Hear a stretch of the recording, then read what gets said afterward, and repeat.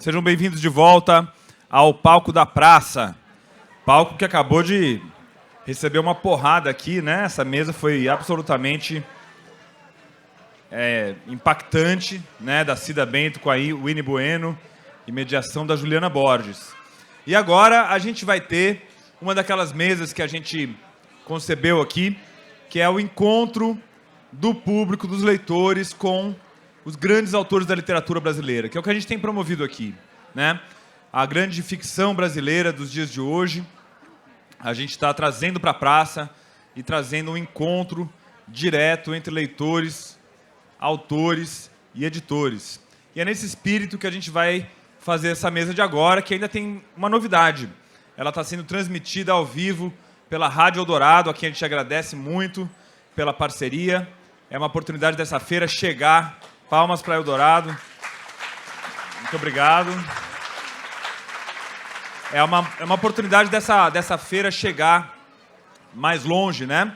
E a gente aproveita para convidar aí os melhores ouvintes da Rádio Eldorado a vir para cá, para a praça. O sol está na cabeça, tem um gramado incrível aqui, está cheio de livro, programação para criança, programação de alimentação. Os grandes autores aqui e autoras vão se apresentar até às 19 horas, a gente tem mesa aqui. Então eu convido todo mundo que está ouvindo aí no rádio para vir aqui para a Praça Charles Miller. Vem sem carro, hein? Vem de outra maneira, vem de táxi, vem a pé ou de bicicleta, para encontrar os grandes autores, as autoras da literatura brasileira. E para conduzir essa mesa, eu tenho uma convidada especial também. Então eu vou aproveitar aqui, sem mais delongas, vou apenas fazer um último pedido aqui, por favor, para o público que está aqui, para seguir as redes sociais da Feira do Livro, @afeiradolivro, no Instagram, no Twitter, e @451 também, é nosso perfil da revista 451, que promove a Feira do Livro. A gente convida vocês a seguir agora mesmo no Instagram e no Twitter. Então eu tenho a honra de convidar aqui ao palco o grande Milton Atum. Milton, venha para cá.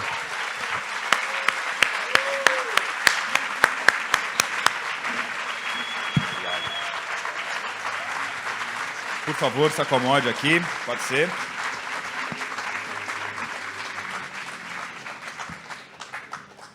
Bom dia e uma honra máxima receber você aqui, Milton.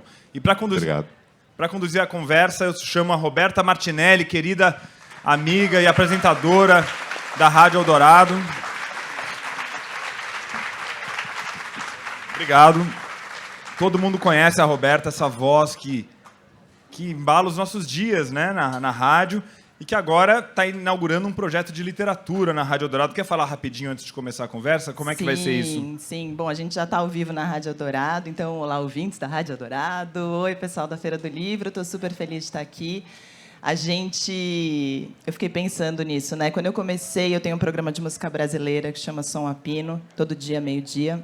E quando eu comecei, eu fui estudar canção popular na Santa Marcelina. E o Maurício Pereira, cantor, compositor, falou para mim: ai, Roberta, eu não sei se é bom você estudar, porque você tem uma paixão e um jeito de ouvir a música que eu tenho medo que você perca isso.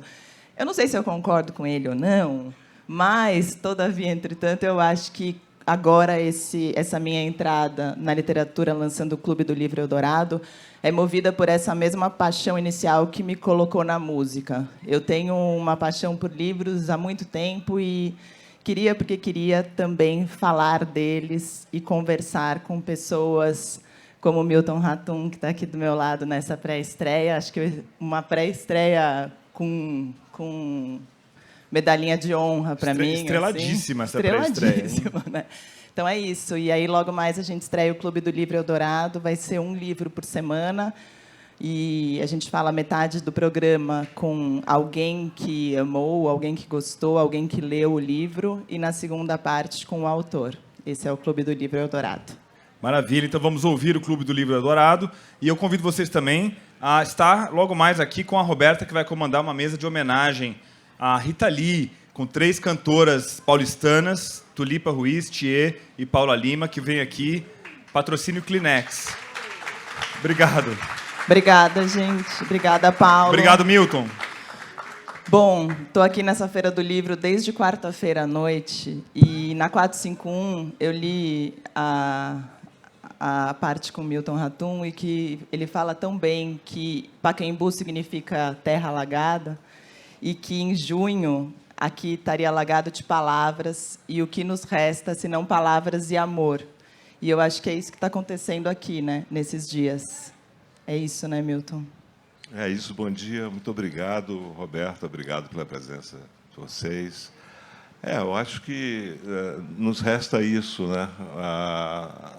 A literatura e, enfim, e tudo que ela nos traz como reflexão, né? Como reflexão, enfim, de nós mesmos, do mundo, enfim, da própria realidade. Quer dizer, eu aposto muito na literatura e nas artes, que foram, enfim, muito, vamos dizer assim, ignoradas, né, para dizer o mínimo, para ser um pouco delicado, né, nesses últimos 4 anos. Então, eu acho que isso é uma celebração também da palavra. Sim, e foram muito ignoradas e resistiram bravamente. Acho que foi super difícil, né, esses 4 anos que a gente passou, no sentido de lutar, de continuar com o mercado, de permanecer criando. E acho que os artistas foram verdadeiros lutadores nesse sentido. Assim, eu acho que nenhum governo autoritário consegue, enfim, controlar tudo, né? Controlar, porque você não consegue, por mais, enfim, autoritário que seja, você não consegue controlar a imaginação das pessoas. E essa, vamos dizer, é uma das forças da literatura, porque a leitura é essa, vamos dizer, como dizia um escritor francês, o Proust, é uma espécie de milagre fecundo da comunicação, né, no seio da solidão. E isso ninguém pode, enfim, proibir. Há vamos dizer, um constrangimento, pode haver uma força externa, do exterior, né, para que essas coisas, para que a arte, ou para inibir os artistas e a produção das artes, mas quando você está na solidão como leitor, ou como escritor ou escritora, não há ninguém que possa interromper essa viagem da solidão. Né? É isso. Eu, nervosa que estava, esqueci de falar que vocês podem fazer perguntas. Tem monitores que estão aqui, eles vão... Se alguém tiver perguntas durante a nossa fala, pode chamar eles e eles vão passar para mim no final da mesa, tá bom? Como foi para você, dessa solidão de leitor, passar para a solidão de escritor? Você lembra quando isso bateu em você? Primeiro a solidão do leitor, né? E depois a do escritor? Olha, eu nem gosto de mistificar, né? Eu não gosto da mistificação, nem de qualquer tipo de glorificação. Eu, por exemplo, não li Proust aos 9 anos de idade. Jorge Luiz Borges disse que leu Dom Quixote em inglês aos 9 anos. Eu não acredito, os escritores mentem muito. Vocês acreditam nisso? Bom, mas ele não leu Machado de Assis, o que é grave, né? Um dos maiores escritores da América Hispânica não leu ou escondeu que leu. Pode ser também, é uma hipótese. Machado de Assis, que foi uma espécie de antecessor do Borges, né? Mas eu, enfim, não fui, vamos dizer assim, educado para ser escritor. Eu queria ser arquiteto, e como fui, e depois não fui. Houve esse movimento de ida e de volta. Eu estou vendo vários amigos aqui da FAO, todos velhinhos como eu. Daquela época gloriosa da FAO dos anos 70. Mas eu gostava de escrever, gostava de ler. E eu devo tudo isso, devo a leitura à escola pública. As minhas professoras de português, lá no longínquo, anos 60, em Manaus, Colégio Pedro II, Colégio Estadual do Amazonas, e elas me inocularam o vírus da leitura. E isso foi fundamental. Agora, eu gostava de pintar, de desenhar, e não tinha, vamos dizer, essa pretensão de ser escritor, mesmo porque, aos 13, 15 anos, eu queria era viver a minha juventude, né? Mas aí, aos poucos, essa vontade de ler cresceu e eu me envolvi aqui na USP. Tive grandes professores e isso também foi importante. Acabei escrevendo alguns contos, participei de uma revista chamada Poetação, com alguns amigos da FAO, sobre desenho, poesia e tradução também. E depois comecei a escrever e percebi que a arquitetura não era a minha...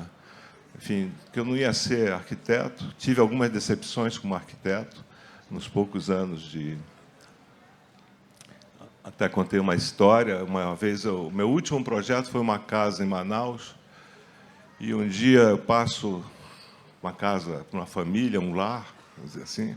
Eu passo a noite diante dessa casa, já estava em Manaus, tinha voltado, e eu vi luzes, neons, tal. E a casa tinha virado um inferninho, um nightclub, vamos dizer assim. Eu disse, bom, não é, preciso mudar, isso aí não vai dar certo.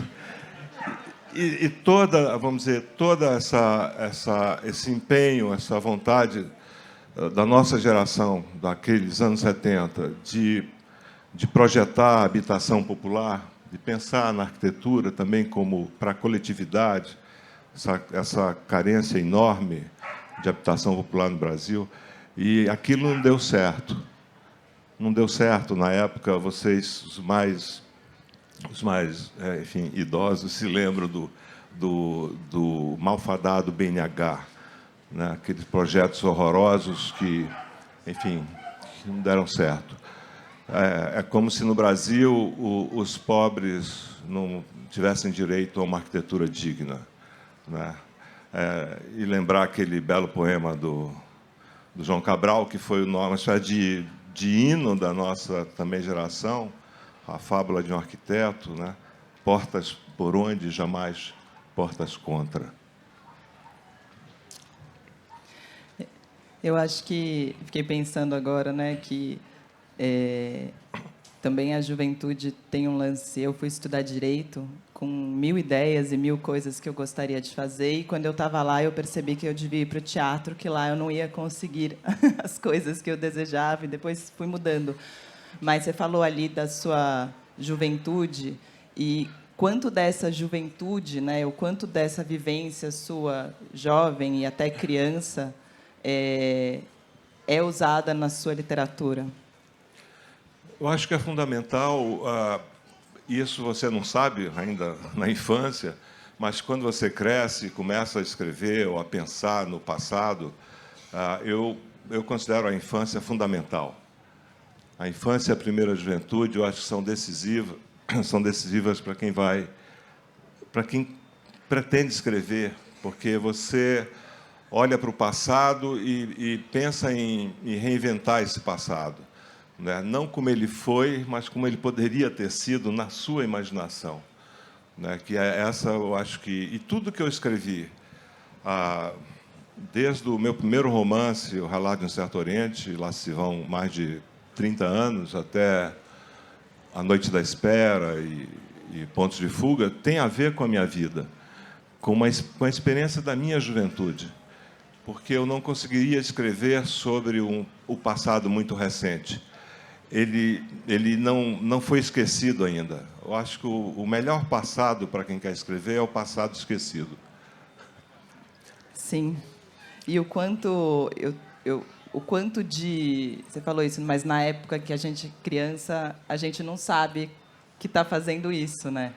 E aí, na hora de escrever, como é vasculhar esse passado e reescrever ele? Nos dois mais recentes, ali, acho que no Martim, o quanto tem de Milton ali?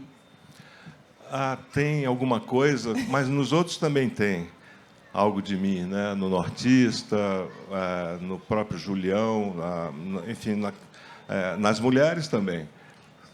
Porque quando você escreve, você atua, vamos dizer, você se alimenta dessa memória, vamos dizer, esquecida, entre aspas, que transforma a imaginação, mas, ao mesmo tempo, você escreve sobre coisas que você ouviu, né? Porque você tem...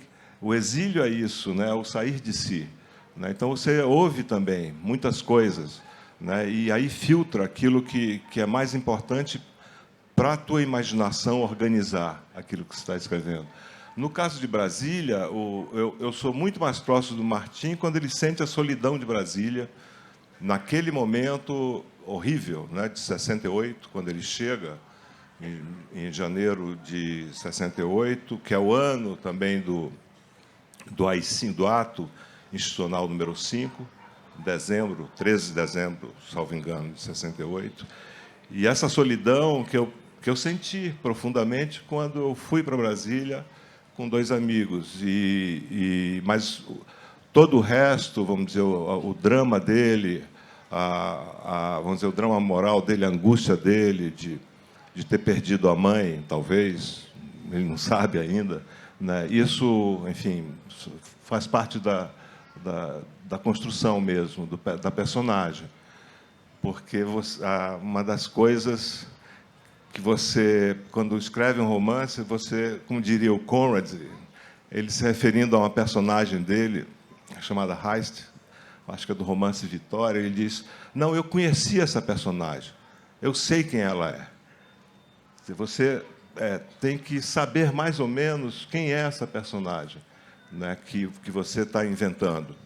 E isso é interessante, porque senão a personagem pode também virar uma figura mais plana, mais bidimensional, e o esforço, acho que de quem escreve, é transformar uma pessoa numa personagem mais complexa, né? A gente está falando do Lugar Mais Sombrio, que é a trilogia recente, tem 2 livros lançados. O Martim vai em 68 para Brasília. Isso. Você saiu de Manaus com quantos anos? Com Em 15. 67. Com 15. Em 1967. Em dezembro de 67. Que nem ele. Uau!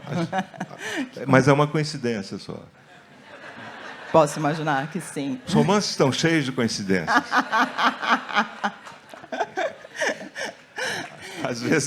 Às vezes são coincidências felizes, outras vezes são coincidências horríveis, né? Enfim, porque um pouco do que aconteceu com ele aconteceu comigo, mas a questão central da vida dele não aconteceu comigo. E aí é o momento que você se afasta do momento do exílio. O exílio, que etimologicamente significa sair do seu solo, né? Que também significa sair de si mesmo, né? E a literatura é isso, né? Quer dizer, dá voz ao outro, a esse narrador que não é você, sendo você também, ao mesmo tempo. Sim. Né? Então, tudo que acontece com ele depois... bom, as prisões também coincidem. As prisões do Martim, em Brasília, e depois em São Paulo. Eu sei que tem alguns amigos também que foram companheiros na PUC, em 77. Estou vendo alguns que foram comigo de ônibus para o quartel lá da PM. Enfim, são coisas que a gente precisa deixar o tempo passar para recuperar esse tempo de uma forma mais inventiva. Isso significa que juventude e fase adulta estão muito mais presentes na sua obra, uma vez que as coisas próximas vão ficar para depois? As coisas próximas não vão acontecer na minha literatura, infelizmente. Não terei tempo para isso. Isso dá uma liberdade para viver maior, de repente? Talvez. Na medida em que o poço, vamos dizer, essa água da memória, esse poço não se esgotou completamente, né? Eu ainda tenho, se eu espremer com força o passado, eu acho que ainda sai alguma coisa, né? E eu tenho a maior dificuldade de terminar um livro porque eu fico em pânico. O que eu vou fazer depois? Né? Não posso mais ser arquiteto, porque aí eu vou ter que... Já fui e não deu certo, né?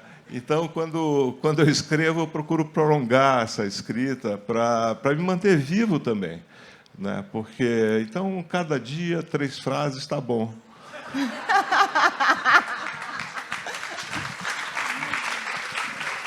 Ótimo. 4 frases. Nossa, Ratum, você falou isso, né? E eu fiquei pensando, quando é jovem, quando você é criança, você ainda não sabe que isso vai ser utilizado. Na juventude, também não. Na vida adulta, tem uma fase, talvez, que você acha que isso vai ser utilizado. E quando você percebe que pode utilizar, não vai dar tempo de você utilizar de repente. Não dá, porque a vida não dá para tudo, infelizmente. Quando eu citei o Jorge Luís Borges, que é foi autor de uma obra muito intelectualizada, muito cerebral.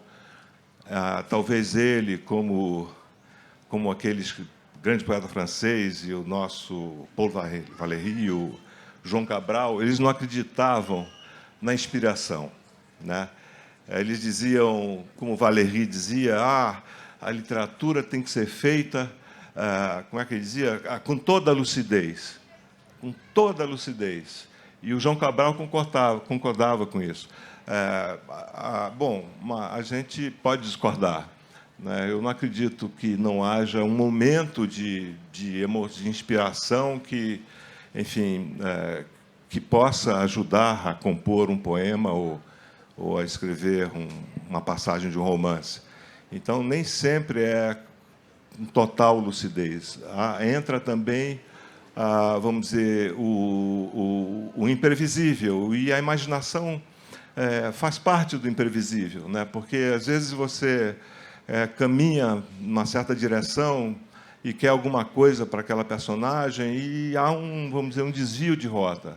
E aí está o imprevisível, e aí também está um certo encanto da escrita, desse movimento interior da imaginação, que alguns chamam de inspiração, da qual o Manuel Bandeira acreditava muito. Mas ele não era só um inspirado, o Bandeira era um iluminado. Como é que o cara escreve aquilo, dizendo que dizendo que a poesia se escreve? Ela se escreve. Só ele faz isso, né? Como é que você vai fazer aquilo? Você lê profundamente e diga, não, isso aí é uma loucura. Como é que isso se escreveu sem a inscrição dele, né? A genialidade dele? E você falou ali de terminar um livro, né? E eu lembrei do Chico Buarque falando da arte de deixar algum lugar quando não se tem para onde ir. E acho que terminar um livro deve dar um pouco esse sentimento. Essa trilogia, na verdade são 3, 4, né? Tem um extra ali. Mas ele veio dividido ou dividiu-se depois? Não, o que eu achei, quando eu fiz pensei no projeto, e aí volta o arquiteto na hora de esboçar um romance. Quando eu pensei nisso, no longínquo 2007, 2008, né, e o Brasil estava em outra toada, todos se lembram, eu não pensei numa trilogia, mas depois, quando eu vi o tamanho da encrenca e aquilo começou a crescer e eu não tive nenhum problema em deixar crescer, percebi que se fosse um único volume, seriam mais de 800 páginas. E eu acho que pesa muito, né? 800 páginas pesa. E aí eu decidi, com os editores, fazer esse corte que, né, enfim, faz sentido também dividir. E aí surgiu um 4º volume que independe da trilogia, mas que tem alguma relação com esses 3 livros. Eu nem sei como é que isso vai ser, se dá para ser publicado, porque às vezes você também escreve e não publica, né? Há muita coisa assim. Você escreve, passa anos escrevendo, e se você, vamos dizer, controlar a sua vaidade, você não publica. E é melhor, às vezes, não publicar. Porque o tempo é cruel com a literatura, né? Às vezes você publica qualquer coisa e o tempo acaba com qualquer coisa. O tempo de leitura, que é, vamos dizer, o juiz da literatura, quer dizer, o crítico mesmo da literatura, é o leitor que é soberano. E é o leitor ao longo do tempo, né? Então, há romances que, às vezes, não resistem enfim, não são lidos em 5 ou 10 anos, ou depois são esquecidos, ou depois são recuperados. Então, na dúvida, é melhor não publicar. Essa é a minha... Enfim, mas é muito pessoal isso. Eu acho que isso depende de cada escritor ou escritora. Você tem muita coisa não publicada? Tenho. Ou você controlou sua vaidade muitas vezes, né? Muitas vezes. São mais de 2.000 páginas não publicadas.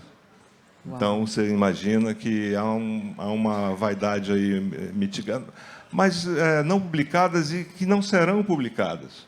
Foram descartadas já, porque não tinha computador naquela época. Então, você podia rasgar e jogar no lixo sem menor problema. Ninguém ia encontrar no computador. E para quê também, né? E agora você escreve no computador? Não. Eu sou um dinossauro, Roberto. Eu ainda escrevo à mão, mas você sabe que tem uma frase linda da Virginia Woolf, que é essa escritora de primeiríssima grandeza, e ela diz: você não escreve com as mãos, com os dedos, né?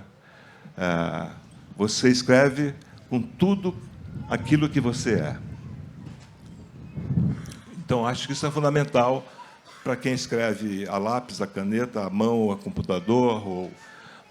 Então, você escreve, na verdade, nós escrevemos aquilo que nós somos, tudo que nós somos, né? Que é vamos dizer, esse empenho, né, de você colocar no texto a tua imaginação, que é já alimentada por uma tradição. Porque basta ler a Virginia Woolf, você está lendo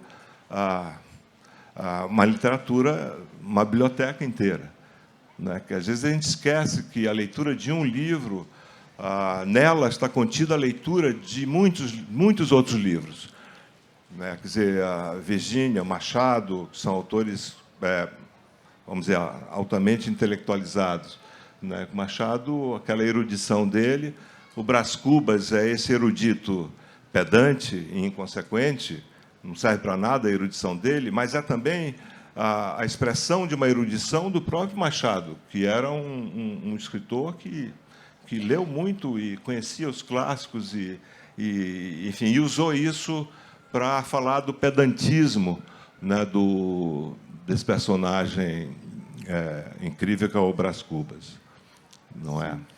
O André Bujan uma vez falou para mim que uma vez convidaram ele para falar em algum lugar e aí falaram, não, é só 10 minutinhos. E ele falou, não são 10 minutinhos, são 60 anos, não sei quantos dias e 10 minutinhos. É isso. É assim que se escreve. E a vida humana, né? Quer dizer, a leitura da vida, né? dos teus amigos, eventualmente dos teus inimigos. Espero não ter muitos, mas sempre há vamos dizer, esse contato humano que é fundamental e a observação que é voltada, enfim, para dentro de nós mesmos e para o exterior, né? Porque na literatura os fatos internos às vezes são decisivos, como na literatura da Clarice e da Virginia, para citar, e às vezes os fatos externos são também importantes, como em tantos romances de aventura, ou às vezes uma combinação muito hábil do externo com o interno, que isso está na obra, vamos dizer, de um grande escritor de língua inglesa, que é o Conrad, que é outro dos heróis da minha juventude, vamos dizer assim. Sim. Eu recebi aqui um pedido para você, por favor, repetir o poema do João Cabral de Melo Neto sobre arquitetura. Sim, chama-se Fábula de um Arquiteto. Eu lembro que na formatura, nossa formatura, eu li esse poema na FAO, em 77, salvo engano. Eu imitava muito João Cabral, copiava, né? Que é o ato mais humano que existe, é você copiar. Não é? As pessoas têm vergonha de copiar. Não, eu copiava, imitava. e chama Fábula de um Arquiteto. E eu lembro desse verso, né? Portas por onde, jamais portas contra. E ele fala, morar, isso é lindo também, não ilhar e prender. Quer dizer, aquelas casinhas do BNH era exatamente vamos dizer, o isolamento, né? O ilhamento, uma coisa insular. Né? E eu fiquei angustiado também quando, há poucos anos, antes da pandemia, quando eu fui a uma cidade a 100 quilômetros de Manaus, eu estava em Manaus, e eu vi um conjunto habitacional do Minha Casa Minha Vida, no meio numa clareira da floresta, no meio do barro, a 8 quilômetros da cidade mais próxima. Isso não é habitar, isso é ilhar e prender. Então, aquela tristeza, a melancolia da paisagem e daquele projeto infame, né, porque eram pessoas pobres. Pobres.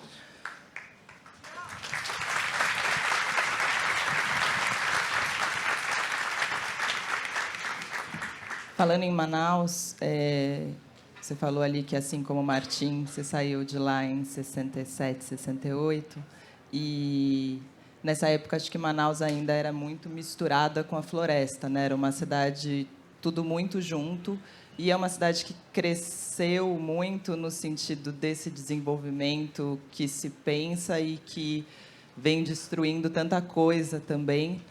E queria saber, falando em todas as discussões que a gente vem tendo, eu acho que a discussão sobre a floresta e sobre tudo isso, de alguma maneira, chegou antes no norte do que em outras partes do país. Não, eu acho que começou no litoral, claro, depois vamos dizer, depois da descoberta ou do assalto, né, da colonização, a partir do século XVI, começou no litoral, tanto que hoje a Mata Atlântica já não resta muito, né? Menos de 10% da mata do litoral, que é onde foi o Brasil, começou a ser, vamos dizer, povoado. A Amazônia, houve algumas tentativas, todas bastante nefastas, de ocupação da floresta. A primeira, durante o ciclo da borracha, onde houve realmente... O Euclides da Cunha fala disso, né, na viagem que ele fez para o Rio Purus, né, das seringueiras, da Évias, que foram, enfim, cortadas. Mas houve uma tentativa na década de 20 e 30 com a Fordlândia, foi outro delírio americano, né, do Henry Ford, né, lá no Pará, perto de Santarém, Belterra. Mas eu acho que a destruição sistemática da Amazônia começou com a ditadura. Começou nos anos 60 e se aprofundou nos anos 70 e nunca mais parou. Né? Bom, Jari, a Transamazônica, as mega hidrelétricas, né? Quer dizer, tudo isso foi um projeto dos militares que tinham, na verdade, um projeto para a Amazônia que era esse, que era, vocês se lembram do lema, né? Integrar para não entregar. Lembram disso? E a integração passava pela destruição da floresta e dos povos indígenas. E isso começou sistematicamente nos anos 60, e nos anos 70 houve aquele massacre dos Amiri-Atuaris, na estrada Manaus-Boa Vista, passava no meio, Balbina, tudo, quer dizer, aí começou tudo, né? E não parou. E não parou. E não fosse a reação do povo brasileiro contra a barbárie, acho que acabaria em poucos anos a Amazônia. E ainda é uma luta, né? Ainda você vê que a coisa está... mas, como dizia o Borges, não hablemos de coisas tristes. Porque senão eu vou ficar deprimido com esse sol, eu não quero ficar mais melancólico ainda quando eu falo. O importante é a gente lutar contra isso, não perder, vamos dizer, o foco nessa coisa bárbara e continuar, vamos dizer, na nossa medida de humanos e tão limitada, no caso da minha medida, protestar contra isso, né? Não deixar que isso aconteça. Sim. As forças são poderosas, não é só o centrão. Bom, estamos ao vivo também na Rádio Dourado, esse é o Clube do Livro, fazendo a pré-estreia, sempre bom lembrar para quem está ouvindo isso no rádio. A gente está ao vivo aqui na Feira do Livro, num lindo dia de sol, com o Milton Ratum, falando lindamente. E, Milton, você foi um cara adaptado, televisão, cinema. Eu acabei de ver O Rio do Desejo, do Sérgio Machado, que é um belíssimo filme, aliás, recomendo, e que veio a partir, né, de um conto. E, nesse conto, eu fiquei muito impressionada, até escrevi para o Sérgio Machado, falando com ele também, quando eu vi o filme, porque é um conto super curto e já cheio de imagens. E aí, imagino que ele leu aquele conto, escreveu para você, e aí vocês fizeram o roteiro do filme, foi isso?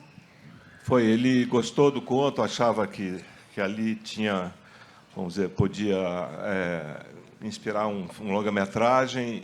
E como é um conto muito curto, né, 6 ou 7 páginas, aí ele me pediu para escrever outras coisas, outras histórias, né? Ele disse: pega as tuas anotações do conto, escreve outras coisas. E aí eu passei uns meses escrevendo e acabou surgindo um terceiro irmão, e outras histórias. Já está rindo. Enfim, eu não vou contar porque vale a pena realmente ver esse filme, é muito bonito. E isso, enfim, mas tudo isso durou 6 anos, mais de 6 anos. E o Sérgio montou uma equipe, acho que foi um dos últimos filmes rodados antes da pandemia.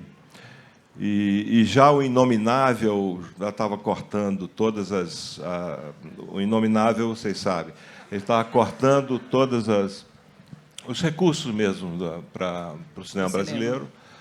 E, bom, filmaram com uma equipe pequena, e o Sérgio é uma pessoa muito generosa, a gente conversava muito, ele falava. O que eu acho notável é que ele fez um filme meio literário, sabe, Roberta? Cada irmão tem ali um traço, vamos dizer, um modo de ser muito específico, e ele desenvolveu isso. E ela, a Naira, a Sophie Charlotte, que vamos dizer, uma espécie disso, é uma presença solar que, enfim, todos são encantados, ficam encantados por ela. Sim, quer dizer, todos que assistem também, né? Exatamente. E ele soube separar cada personagem. Sabe, ali não há, vamos dizer, você vê que há um trabalho mesmo de direção que é muito, muito, muito forte, muito bonito também, né? Por isso, e tem a Amazônia também, não de forma ostensiva, como denúncia, né? Porque isso não enriquece a ficção, vamos dizer assim. Mas a Amazônia está ali com as suas, tem algumas cenas bem interessantes.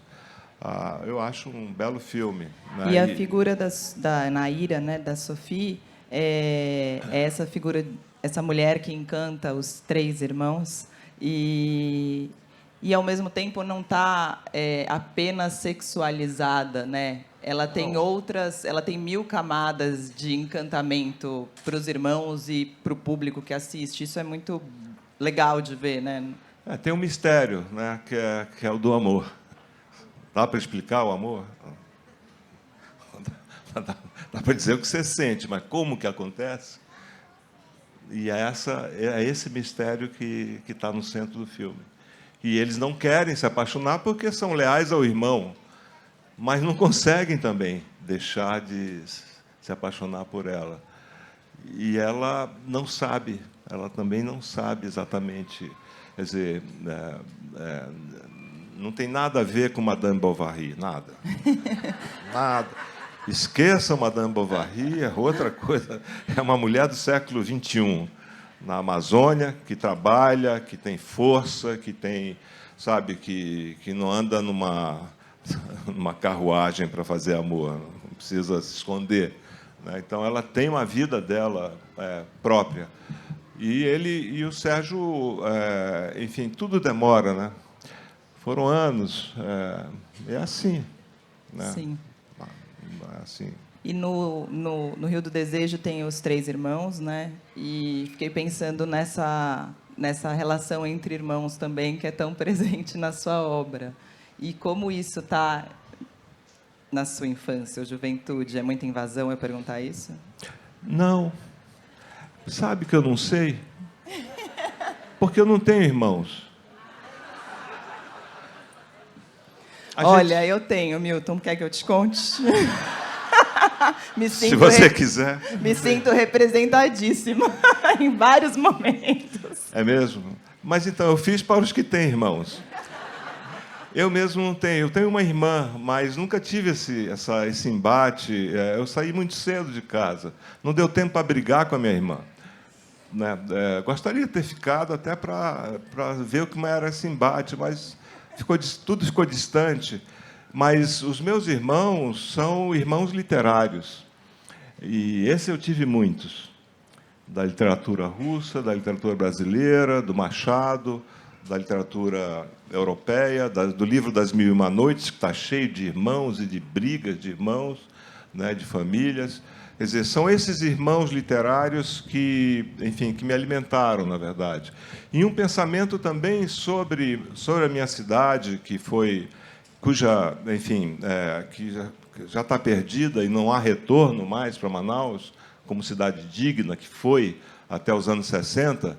Eu digo isso sem nenhuma reticência. Mas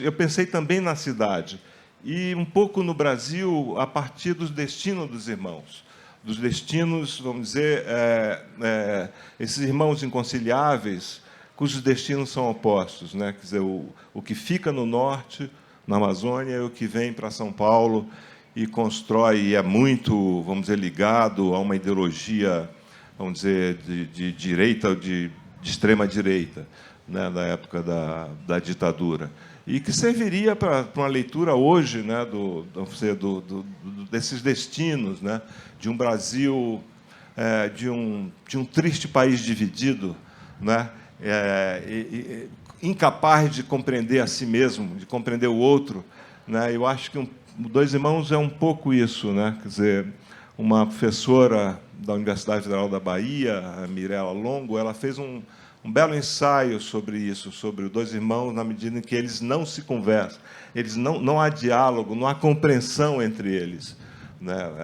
Quer dizer, e aí você pode pensar também no projeto do país que foi, vamos dizer, que foi enterrado em 64 durante o toque militar de recolher. Ali nós perdemos o país, ali. Em 64. Essa é a minha, enfim, modesta opinião, né? E é difícil recuperar. Nada impossível, mas foi ali que a coisa começou a degringolar e as nossas cidades foram destruídas exatamente a partir dos anos 70, da década de 70. Preste atenção a qualquer cidade brasileira, a essas torres horrorosas, a esse vidro fumê horroroso, a essa arquitetura, vamos dizer, que parece que esses arquitetos, nem sei se são arquitetos, podem ser engenheiros ou desenhistas, sei lá, eles não entenderam, eles passaram por cima do projeto modernista, passaram por cima do Niemeyer, do Lúcio Costa, do Warchavchik, antes ainda em São Paulo, eles passaram por cima do modernismo brasileiro, do que ele podia trazer de bom para a arquitetura brasileira, e construíram essas torres horrorosas. Bom, basta olhar qualquer cidade brasileira e dizer, bom, isso é um horror. É um horror.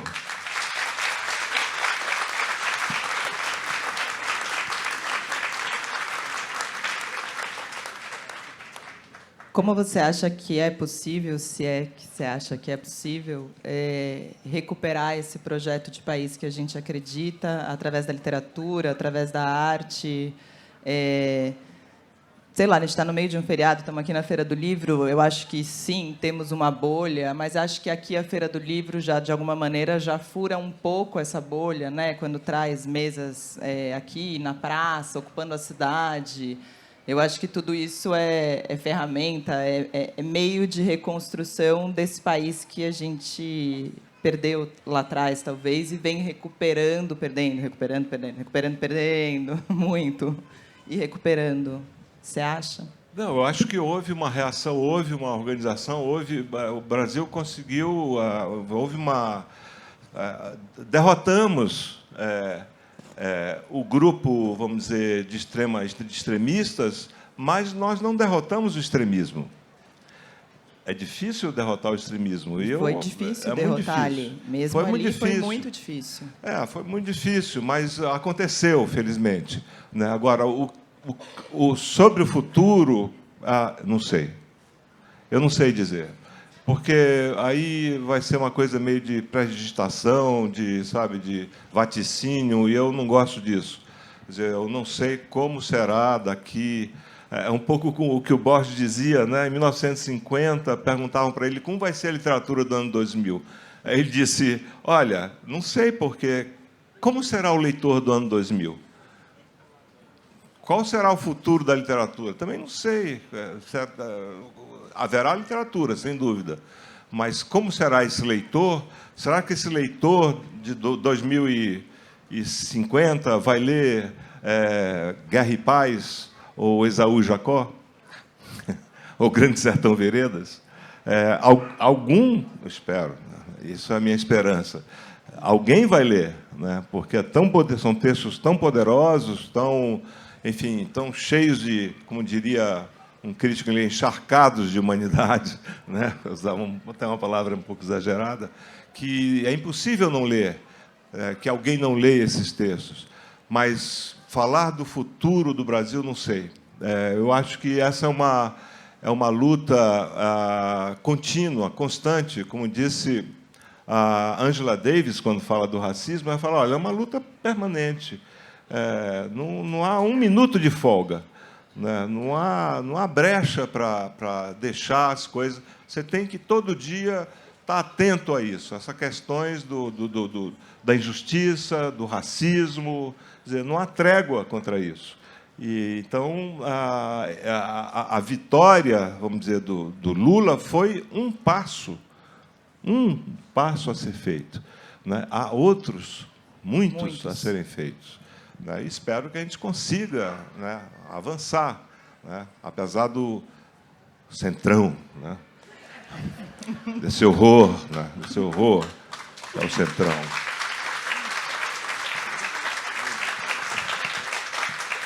Eu acho que um dia o povo brasileiro vai dizer basta de chantagem desses políticos. Nós devemos ir às ruas para dizer isso, basta de chantagem, lá em Brasília e nas grandes cidades, para ver se eles entendem o recado popular, sabe? Porque não adianta, sabe? Eu acho que há um erro em dizer que não é difícil, não dá para... O governo não consegue se comunicar. Não acho que não é bem isso. Como é que você vai se comunicar com chantagistas vis?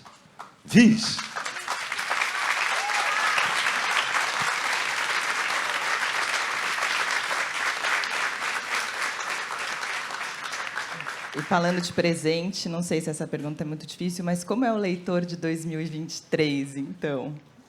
De 2023? Como eu sou?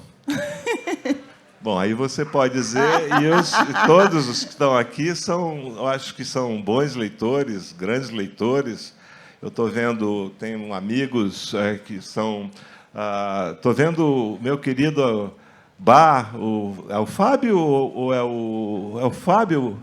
É o Gabriel, é o outro, Gabriel Bar, porque de longe eu já não enxergo bem, viu, Gabriel? E nem com óculos.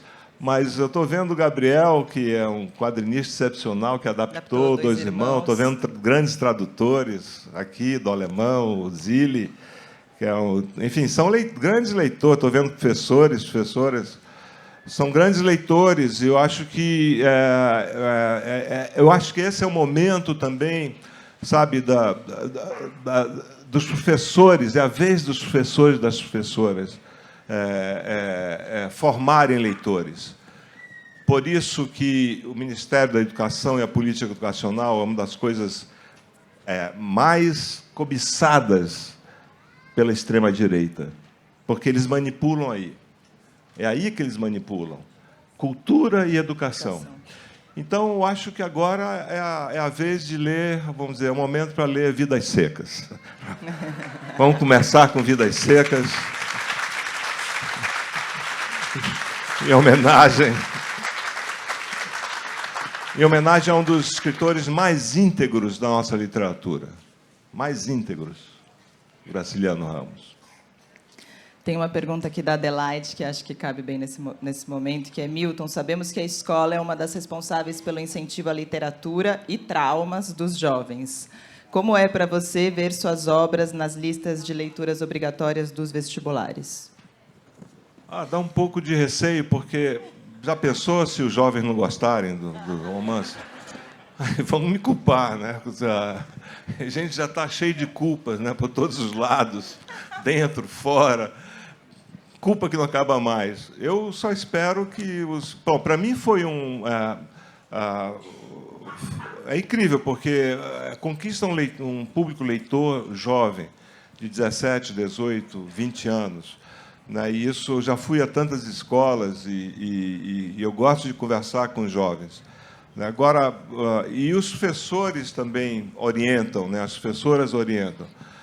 Guardando proporções e muito modestamente, mas muito modestamente, eu senti isso quando eu li, citei Vidas Secas, porque foi um livro fundamental na minha vida. Aliás, antes dessa idade, com 13, 14 anos. E eu perguntava, mas essa linguagem, essas palavras, não se usa aqui em Manaus, do Vidas Secas. Essa seca, essa escassez, não é nossa. Ao contrário, há um excesso de água, né? O Tiago de Mello dizia, pátria da água, né? Então, me fez conhecer um outro Brasil através da literatura, que não havia nem televisão em Manaus. Né? Então, é o poder da imagem, o poder da palavra. Não só da palavra, mas do ritmo, da carnalidade da palavra, do que ela expressa como significado e como melodia, como som. Né? Então, se os jovens lerem com algum prazer, vai ser muito bom. Se não, o que é que eu posso fazer? Nada. Nada. Lamentar e dizer, puxa, FUVEST, será que acertou? Será que não devia? Mas, pelo diálogo, né, nas escolas, tal, eu acho que há um interesse, há uma certa... Enfim, há uma leitura, pelo menos, prazerosa até agora. Não sei como vai ser. Tem uma outra pergunta falando que você falou sobre as obras não publicáveis e que envelhecem mal. O que é uma história temporal, na sua opinião? Quais são as histórias que resistem ao tempo? Aí, eu acho que a pergunta, no fundo, está querendo saber o que é um clássico. Há várias definições de clássico. Bom, todos conhecem o livro do Calvino, mas o Borges deu uma definição que é muito interessante. Ele disse, olha, clássico é um livro que, por sucessivas gerações de leitores, ele é lido com paixão e um misterioso favor e uma misteriosa lealdade. Então, é isso. Essa leitura fervorosa de Ana Karenina, depois de tanto tempo, ou de Dom Casmurro, ou de Perto do Coração Selvagem, quer dizer, isso faz... Como que o leitor, no tempo, visita esse livro, lê esse livro e vai relendo ao longo de gerações. Né? Quer dizer, não adianta, às vezes, uma resenha é muito áspera, ou outra é muito elogiosa. Eu acho que o que vale, a meu ver, primeiro, é a qualidade desse leitor no tempo. né? Porque as resenhas são esquecidas. E depois a crítica universitária, a crítica acadêmica, que ela pode eleger um livro e escrever ensaios sobre esse livro, né? Então, você vê, nos grandes escritores brasileiros ou estrangeiros, há muitos ensaios, né? Inúmeros ensaios, né? E isso vai criando leitores dentro da universidade, mas também tem aqueles leitores de fora da universidade que gostam de literatura, que são apaixonados por literatura. Eu acho que essa combinação, no tempo, que diz se o livro vai ser lido daqui a 15, 20 ou 50 anos, né? Quer dizer, mas eu acho que os escritores não devem se preocupar com isso. Eles devem escrever e viver, né, sem se preocupar com resenha, com não sei o quê, com isso e com aquilo. Escrever sem... Vamos dizer, basta a angústia de escrever.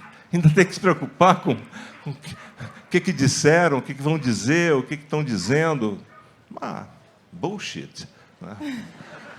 Mas vai isso lá não... e escreve, e pronto. Mas isso não é uma coisa que se conquista depois de um tempo de carreira e de alguma conquista ali? É. Mas eu posso contar para vocês, só entre nós. A gente não entre espalha. Nós e os ouvintes da Eldorado. Eu já contei em outras ocasiões. Quando eu publiquei meu primeiro romance, em 89, eu tinha, como eu falei, eu fui aluno de vários professores e professoras na USP, e uma delas, a Leila Perrone Moisés, ela me disse, olha, eu era relativamente jovem, tinha 36, 37 anos, quando publiquei o primeiro livro. Ela já era uma grande crítica. Ela disse, olha, não fica deprimido se você lê uma resenha, enfim, muito áspera, né? Não fica angustiado, mas também não se exalte quando for elogiosa.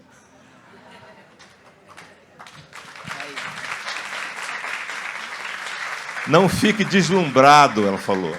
Não fique deslumbrado quando for muito elogiosa. Escreva. É isso. É só isso. Mas eu tive essa sorte de ter ouvido a Leila e ter pensado nisso. E depois disse, realmente, né? E também é só um livro. Por que eu vou, né, ficar remoendo tal?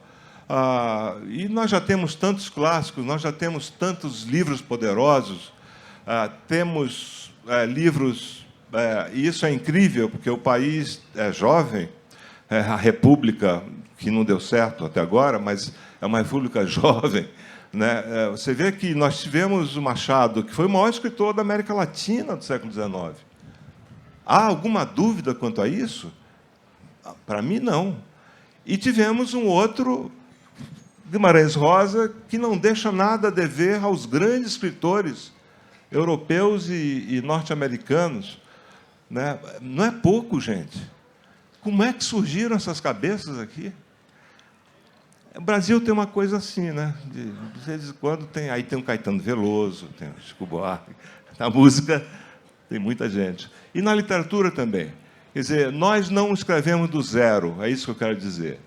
Nós não dependemos hoje de uma literatura apenas europeia, né? Quer dizer, o modernismo nos ensinou muitas coisas, entre elas, assimilar o que há de melhor e tentar fazer, vamos dizer, essa mistura, vamos dizer, essa mestiçagem literária que deu certo com Guimarães Rosa e com tantos outros, né? E esse é o nosso desafio.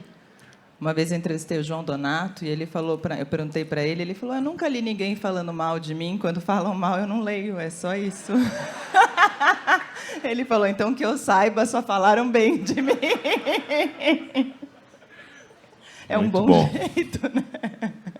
Muito bom. Porque imagino que no começo de carreira deve ser difícil não se deslumbrar e não se entristecer. Não, dá muita insegurança, mas depois você pensa, escuta, a literatura é uma coisinha no meio de tantas coisas. A literatura é um dos modos de você ver o mundo, não é? Através da linguagem, da imaginação, da observação, né? Há tantas maneiras de você ver o mundo. E a literatura é uma delas. né? Então, se você for, enfim, louvado, né, incensado ou execrado, bom, quando execram alguém, eu acho que tem algum problema aí em quem está execrando. Algum problema tem, né? Porque não vale a pena. Agora, quando a crítica é, de fato, é uma crítica refletida e muito argumentada, eu acho que pode ajudar o autor ou a autora. Eu lembro de uma... Eu não me lembro, mas eu li, né, porque eu era jovem. Eu acho que eu nem tinha nascido, ou tinha nascido, era uma criança. Mas o grande poeta brasileiro, Ferreira Goulart, fez uma crítica horrível ao Grande Sertão Veredas, né? Uma literatura escrita por um jagunço linguístico, uma coisa assim. Uma coisa totalmente... Ele não entendeu nada naquele momento. E quantos não entenderam Flaubert, Proust, né? A Virginia Woolf, que é uma grande crítica, criticou muito o Joyce, né? Então, você vê, se esses ícones são criticados, por que os próprios mortais não podem ser criticados, não é mesmo? Tem mais uma pergunta aqui, essa está sem nome, mas até que ponto devemos... Essa é uma pergunta recorrente em 2023, mas até que ponto devemos nos preocupar com a produção literária feita por inteligência artificial? Há o risco de sermos iludidos na genuína produção e sermos enganados? Olha, Roberta, eu até me desculpo com essa... Quem fez a pergunta, eu não sei nada disso. Nada. Da inteligência artificial, eu não sei nada. Eu encontrei outro dia um moço num elevador que trabalhava no Vale do Silício, num hotel. E ele estava muito orgulhoso, falando que a inteligência artificial que ele trabalhava ia acabar com a humanidade. E eu falei para ele, mas então por que você trabalha com isso? Tipo, aí ele, porque eu quero ver o que vai acontecer. Eu falei, mas você entende que você também vai ser acabado, entende? Você entendeu isso? E ele, sim, mas eu tenho essa curiosidade. E eu fiquei muito intrigada com uma pessoa dessa, sabe? É engraçado que eu não compartilho com essa morbidez. Eu não tenho o menor interesse em saber como o mundo vai acabar. Nenhum, eu também não. Eu espero que ele dure. Eu quero viver o mundo, e no mundo melhor. Por isso que a gente luta aqui, né? Agora...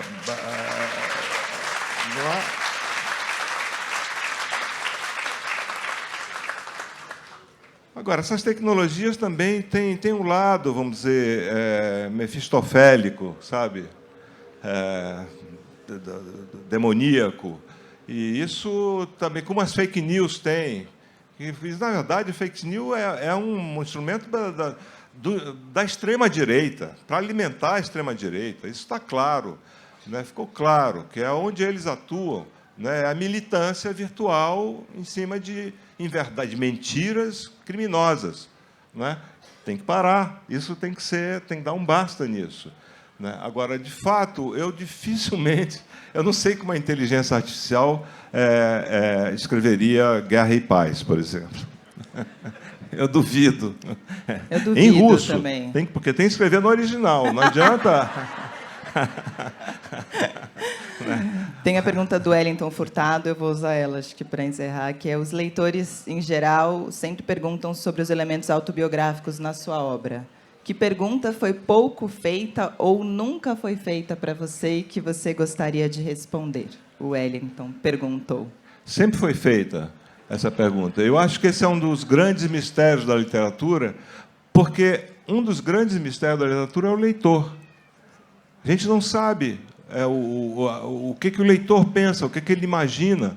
Então, você pensa que terminou um livro, mas o leitor está continuando, está trabalhando com esse livro. Alguns até estudam esse livro, escrevem ensaios, veem coisas que o autor ou a autora não viu. E isso é verdade, porque nem tudo é consciente, nem tudo está ali, vamos dizer, que foi planejado, foi pensado, né? Como eu disse, o imprevisível conta muito, mas há sempre algo autobiográfico, né? Algo que você esconde, algo que você, às vezes, dissimula, é algo que você não sabe, que é esse o mistério, né? Então, há coisas da vida que estão ali e que depois você lembrar realmente isso de alguma forma existiu, né? Porque tem muito mistério quando você escreve, né? Quer dizer, eu tenho uma coisa muito racional,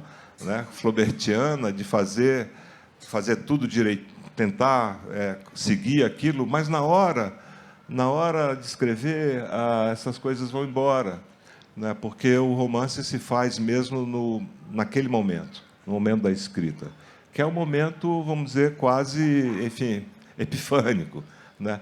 É por aí. Chegou uma mensagem, um correio elegante para você, vou ler ele então. Milton, você modestamente citou Vidas Secas, mas é isso mesmo. Você me fez gostar de ler aos 13 anos, me fez pensar e sentir a melancolia do Brasil. Assim como Chico, Caymmi, Elis, Machado, você é nosso. E que gente. Obrigado por cada palavra. Antônia. Obrigado. Obrigado. Obrigado, Antônia. Obrigado. Obrigada, Antônia, por encerrar essa mesa lindamente. Eu não saberia com que palavra encerrar e você encerrou.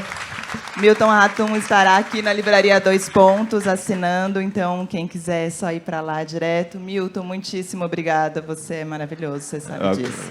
Viva o Milton! Obrigado, Roberta! Obrigado a todos. Obrigado, ouvintes da Rádio Eldorado. Essa foi a primeira edição do Clube do Livro. Muito obrigado à Livraria Dois Irmãos, quer dizer, 2 pontos, sei logo ali. Gente, e a Roberta vai continuar.